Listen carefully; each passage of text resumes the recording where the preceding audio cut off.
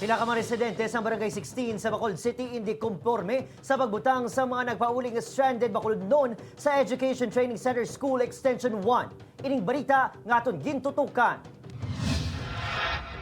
Sa tabok ng Education Training Center School 1 Extension, nahamtang ang balay sang pamilya Basas. Nagakahangawa ang mga ini matapos diri gindala para i-quarantine ang 53 ka mga Bacolod noon nga nag-abot gikan Cebu. Tani nga sa ilohon lang nga, hindi lang di ba tani sa mga pwede man daw man skulahan nga layo nga way mayo pamalay, pwede man to gani sa Rizal Elementary ito nga way man to mayo pamalay ito ganito. Way makayulano man lang kami kay una umaong man lang ibutang di wala man di sa kung doon ano kami nga ari na di gali oh. May tarpaulin ng palibot sa eskwelahan nga nagaserve man evacuation facility sa Tion may bagyo. Ayo sa mga residente ang istrikto nga pag-monitor agud wala sang may makahalin sa facility samtang wala pa natapos ang quarantine period. Ang ina problema ako din dira sa eskwelahan no.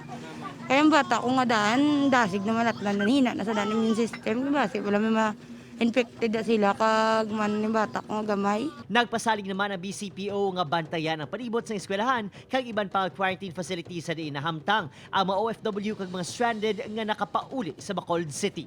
In that areas, may ara naman kita ya detail nga mga PNP personnel and at any given time, malapit naman ang aton nga police station. Upod kay Reynald Castillo, Adrian Prietos, 1 Western Visayas.